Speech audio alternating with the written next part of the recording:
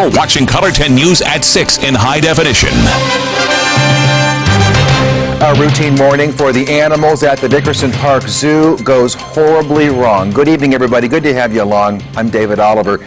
A veteran zookeeper and elephant manager was killed when, quote, the elephant made a sudden movement, fatally injuring him. 62-year-old John Bradford had been with the park for decades and was instrumental in the zoo's nationally known elephant program. Lori Patton begins our team coverage now with a conversation Color 10 News had with John Bradford in 2010. John Bradford had been here at Dickerson Park Zoo for more than 2 decades, but the people that work here at the zoo consider each other more friends and family than they do co-workers, and this is the second major loss in this family in just a week.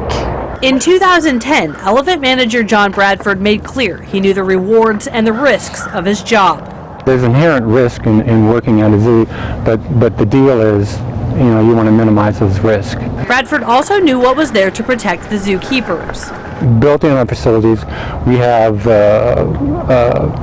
safety precautions.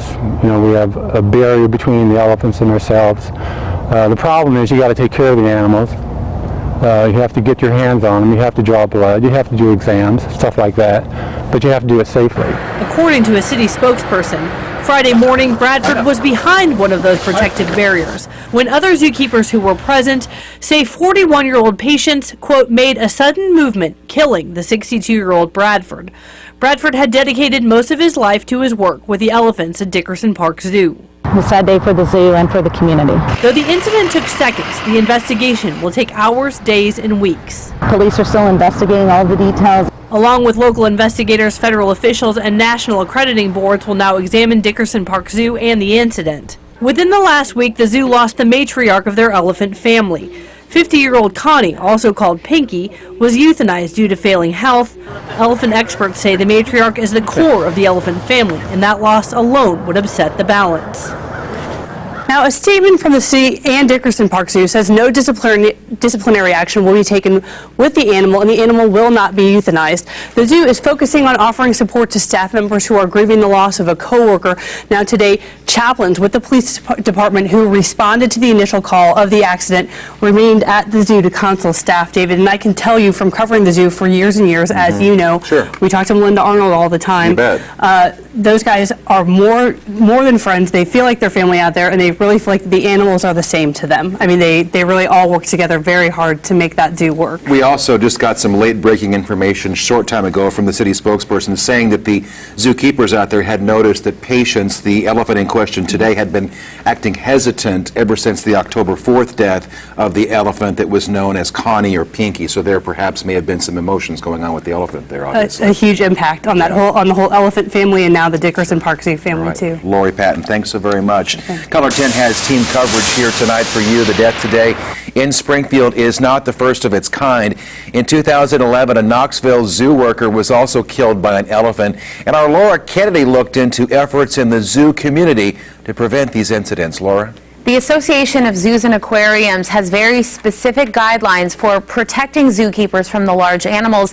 They use what's known as protective contact to keep the person physically away from the elephant, and this is from the AZA procedure manual. All institutions must have in place and be implementing adequate infrastructure to manage and care for elephants with barriers and/or restraints in place to increase employee safety. And according to Springfield spokeswoman Cora Scott, John Bradford was behind protective contact. The zoo uses steel beams to keep zookeepers separate from the elephants. I spoke with an elephant expert from Tampa Zoo this afternoon. She said this is a terribly unfortunate accident and that even with protective barriers, there's always a chance that something could go wrong working with 6,000-pound animals. And the AZA also says there will be investigations by regulatory agencies and by the AZA Accreditation Commission. All right, Laura, thanks. Asian elephants are massive animals, as you heard right there. The Dickerson Park Zoo website says males get up to 10 feet tall. Now, Patience is a female. They weigh around 3 tons. Elephants live 60 to 70 years, and they drink 40 gallons of water a day, and they can run as fast as 24 miles an hour for short distances. Wild elephants are in jeopardy because of poaching and the loss of habitat, and the zoo says that's why captive breeding and study is so important to help elephants survive. And we should also mention the zoo remains open to visitors, although the elephants are not currently on exhibit tonight. And of course, stay with Color 10 News for continuing coverage of the zookeeper's death. Whenever we learn new information, we're going to post that on the air and online at ozarksfirst.com. Tonight, new at 6, an execution scheduled for Missouri later this month is now on hold. Governor Jay Nixon stopped Alan Nicholson's death because of the controversy surrounding the use of the drug propofol. The European Union had threatened to stop shipping that drug propofol to the United States if Missouri used it for a lethal injection. Governor Nixon says he wants to make sure justice is served and public health is protected. He also directed the Department of Corrections to modify the state of Missouri's execution protocol to include a different form of lethal injection. The Attorney General will also now request a new execution date for Nicholson from the Missouri Supreme Court.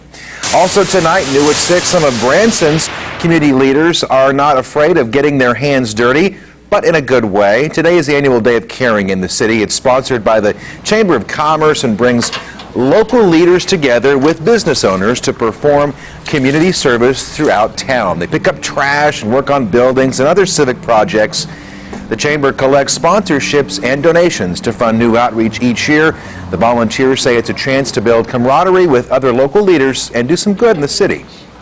All of us can do this in a day, and it might take them a month or longer to pitch in and do it themselves. But I think it gives people hope, gives them a little bit of blessing, and so that's why we do it. Some of the organizations the event helped include Jesus Was Homeless, the Branson Recplex, and Habitat for Humanity. Lindsay Day is watching the weather from the Color 10 tailgate party live in Nixa for a very big game there. One of the biggest rivalries in our area, Nixa and Ozark. Lindsay, you got a good crowd out there. Yeah, we sure do. You know, the line was way backed up to get into this football game. This is called the Backyard Brawl. It's going to be an intense football game happening at 7 o'clock tonight, and the weather is cooperating for this game. Don't go anywhere just yet, because coming up, I'll give you a reason why you should come to this game, and also, of course, I'll be giving you that 7-day forecast. Stick around.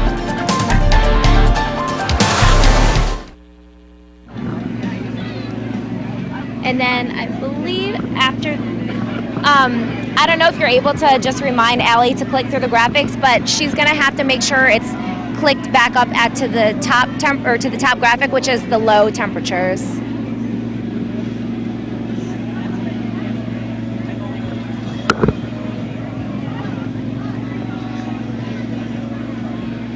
Yes, lows this morning. Yep, lows this morning. Thank you.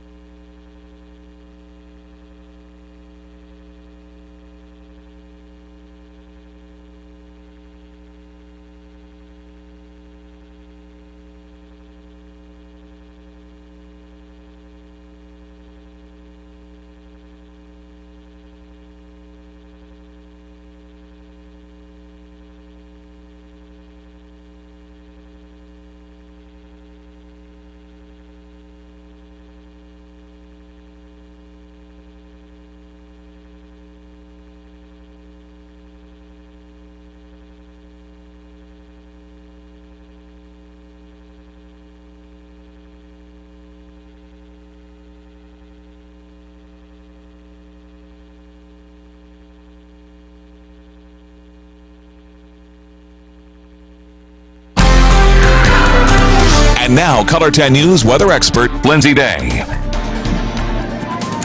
All right, I am here for a big football game, the Backyard Brawl, going down at 7 o'clock this evening. We have the Nixa Eagles versus the Ozark Tigers. They're all warming up back there in that stadium. And also, I have a free hot dog. They have a cookout going on. If you want to come out here, you can get some free food. Well, no guarantee that the food will still be here when you come out here, but something that you can partake in. We have a couple giveaways that we're doing tonight. You can register to win Kansas City Chief tickets later this evening. Also, we have this car that a high school student has the chance to win if they sign a no text and drive pledge. So come on out to the Color 10 tent here tonight. All right, let's get into that weather. It is actually cooperating for this football game. The rain should be holding off through the majority of this game. Of course, warm temperatures, which I'm sure you felt if you were outside at all today. Low temperatures this morning got down into the mid-50s, but still we stayed well above average.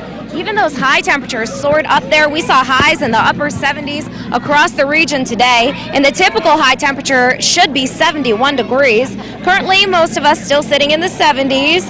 Clear skies right now, but as we head through the evening, we are going to see some rainfall enter into the picture around the midnight hour.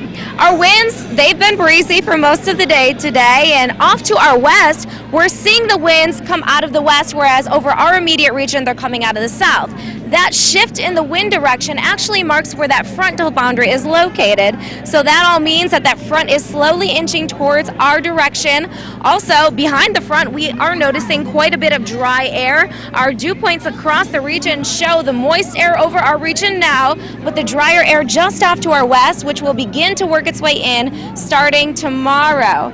Now, across the nation, you see a big upper level disturbance and also some rainfall associated with it. The upper level low is spinning near the Dakotas and Minnesota, trailing that cold front, which will be bringing us our next shot of rain starting around midnight tonight. So taking you through the day tomorrow around 7 a.m., we do have that chance for some scattered showers. If you have early plans tomorrow morning, keep an eye to the sky. You may need an umbrella, but towards the afternoon, those rain chances are tapering off, and we'll notice much clearer conditions by around 3 p.m. tomorrow. Only have a 20% chance of that rainfall. We'll take you through in time and show you when we're expecting the rain to come through. Midnight tonight, I believe it will begin to enter into western Missouri, and then towards 7 a.m. tomorrow morning, we will see scattered showers throughout the Ozarks. By the afternoon time, just our southeastern viewing area has a slight chance for a lingering shower, and after that, we are talking about some clearer conditions finally returning to our region. Now, in terms of the amount of rainfall that we'll be receiving from this, not a whole lot, just some spotty showers here and there will give way to about a quarter of an inch or less of rainfall. So really, this system is not going to be a big rainmaker. The bigger rainmaker will come into play Monday and Tuesday. Temperatures tonight are going down to 61 degrees with those scattered showers entering around the midnight hour. Tomorrow, 75 degrees, so it will be a warm afternoon once again with the rainfall coming to an end around the afternoon. Okay, yes, that 7-day forecast does have quite a bit of rain chances on it. The highest chances will be Monday and Tuesday. After that, a much cooler and drier air mass coming to the Ozarks. It will finally feel like fall, feel like football weather out there. David? And good luck to both teams down there tonight. Lindsay, we'll see you back here at 10. And next, we'll be back with more news, so stay here.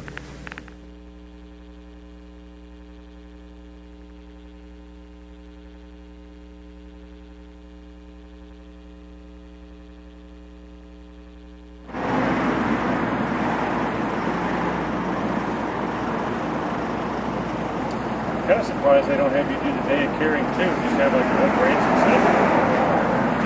I thought about asking that a couple times. You know, it wouldn't be much trouble just to, like, I don't know, have me front the first one and say, and we'll be back to Nathan in a little bit for his, you know. Yeah.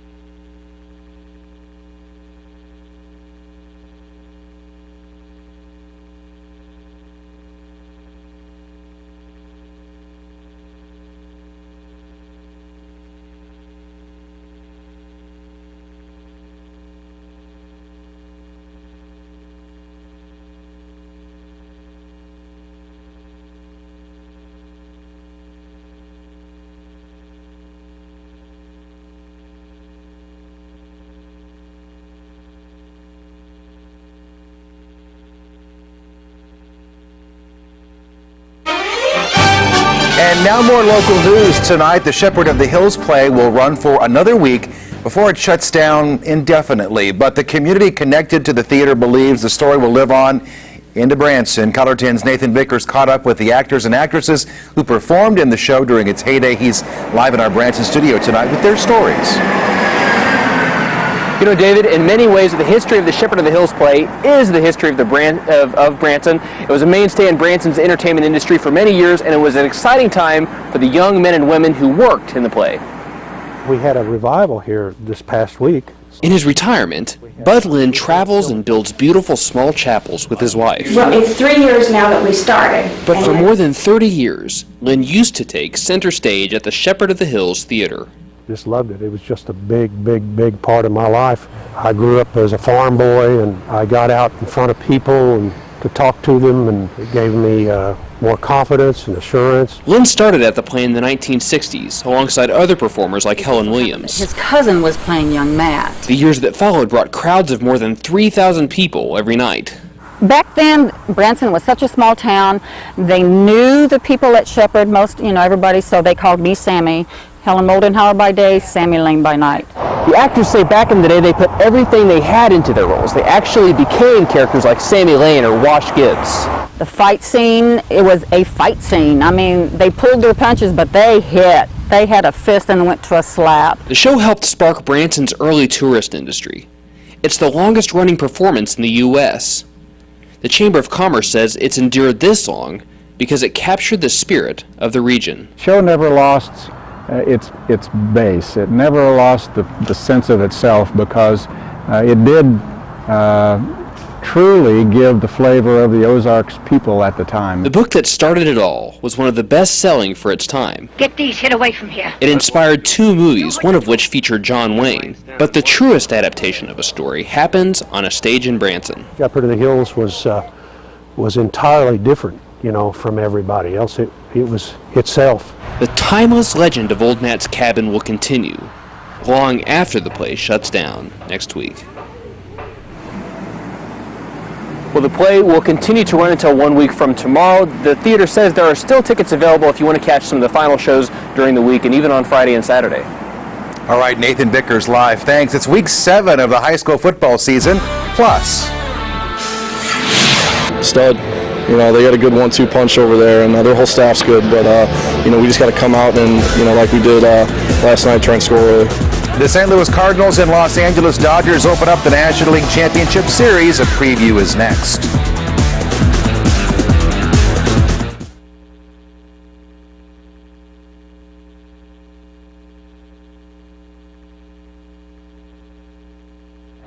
Yeah, it's my last game here, so good luck. Hey, thanks for all the help over the years. Hey, appreciate it. I'll be following you guys from afar. Pleasure. Yeah. How you doing? Yeah. Ryan, good to see you. You just got a new job in Knoxville. Yeah, good luck with everything. What are you doing this year coming up? Jeffco again. Well, I hope the Red Sox pick you up again. Maybe a little higher this time. Maybe a little more money. Yeah. Well, good luck this year, Dick. Thank you, sir. Appreciate it. Absolutely. Yeah, you got my number. Talk. Well, it's been a great couple of years for Springfield High School football. What's up? You good? You looked worried. You looked worried. What? All right.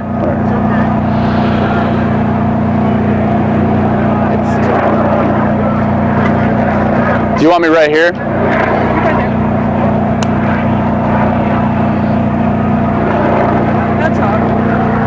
It's been a great couple of years for high school football teams on Friday nights here in Springfield. A couple of years ago, we had the Doriel Green. Good.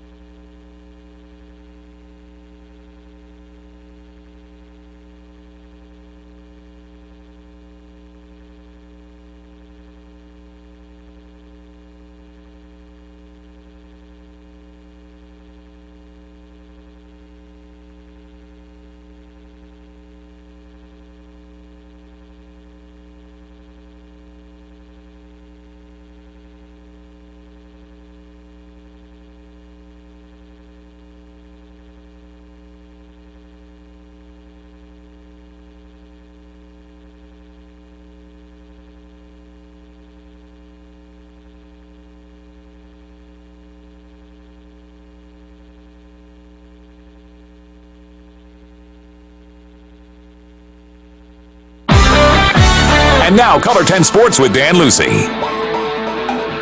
It's week 7 of the high school football season, and teams across the Show Me State are looking at conference titles. Tonight, the undefeated Kickapoo Chiefs will host West Plains. Color 10's Nick Carboni is standing by live at Kickapoo with more. Nick? That's right, Dan. What a couple of years it's been for high school football here in the city of Springfield. A couple of years ago at Hillcrest, we had the Doriel Green Beckham experience. Last year at Parkview, the Vikings got off to an historic start. They started the season 6-0. This year, it's the year for the Chiefs. The Kickapoo Chiefs have knocked off 2 of the 3 big dogs in the Ozarks Conference, beating Camdenton in late September. And a 49-21 win last week over Hillcrest made the Chiefs 6-0. We enjoy every minute of it. Everybody loves putting in work. Everybody loves coming out to practice, and we kind of goof around a little bit, but everything's serious in the end of the day. And we just really tried to stay together as a team, keep our minds right, and really push each other to go further. The Chiefs are ranked 6th in Class 5 and feature a balanced attack on offense. Quarterback Anthony Cooper can beat teams with his arm and his legs. I've been working on my speed a lot, working on footwork in the pocket, and working on my accuracy with a quarterback coach. Kickapoo features a stable of physical running backs like John Fuchs. It doesn't really matter to any of us who gets the touchdowns, who gets the yards. It's just we're trying to win the game. The offense is really clicking. Like last week, we had a great game. Anthony Cooper's throwing the ball great. We got a lot of great running backs. We got just great weapons all over the place. Defensively, the Chiefs feel like they can adapt to any offense in front of them. We have a lot of speed on this team now, and it's really helped make up for some of the undersized people on this team. We fly around the ball. Everyone's got experience. We're starting 11 or 10 seniors right now. It's been a great start for the Chiefs, but they have more goals to accomplish this year, including winning a conference championship, something they haven't done in 13 seasons. We've been always wanting that conference win. We haven't had it since 2000, so I mean it's been a great goal for us for the last couple of years, and now we've got just the right squad to go out and do it. Kickapoo will play Lebanon next week. That's a big one. A win there could probably seal the championship, conference championship for the Chiefs. But first, you saw Coach Wells talking to the team at practice yesterday. They've got to take care of business tonight, and tonight they host 3-3 West Plains. Dan? Yeah, Nick, and we're going to take care of some business here, too. Sad night for us here. Nick Carboni leaving us, going to Knoxville, Tennessee, where he'll be the sports director at the NBC out there, WBIR. Congratulations, my friend. 3 years here, your skills have grown. You've done outstanding work. Dedication covering local sports, especially the high schools. You did a fantastic job with Ozark Sports Saturday and Sunday as well. You're going to be missed. Thank you for all your work, and good luck. Well, thank you, Dan. I appreciate that. It's been a pleasure working for you and Color 10, and it's been a pleasure telling sports stories and highlights to the folks at home, too. Thank you. All right, well, tell everybody down there, Conzo, and everybody at Tennessee, we said hey, all right? I got to tell him I'm coming. He doesn't know yet. There you go. Game 1, more sports. Baseball, the National League Championship Series, a little more than an hour away. St. Louis Cardinals taking on Los Angeles, game 1 of their best of 7. It's the first time these two teams have met in the NLCS since 1985. Los Angeles owns the season series 4-3. The Dodgers, though, won 3 of the 4 games played at Busch in August. Cardinals are starting Joe Kelly against the Dodgers' Zach Greinke. And then who will follow Zach Greinke? No other than Dodger ace Clayton Kershaw. So that's tomorrow afternoon's game. We'll see what happens with that. I'm going to be up there Saturday, tomorrow with coverage. So, and we're all going to miss Nick Carboni. Yeah. Nick will be here for the weekend. He'll be here the weekend. He's one of our best friends. We wish him the best. Thanks for that, Dan, and more after this.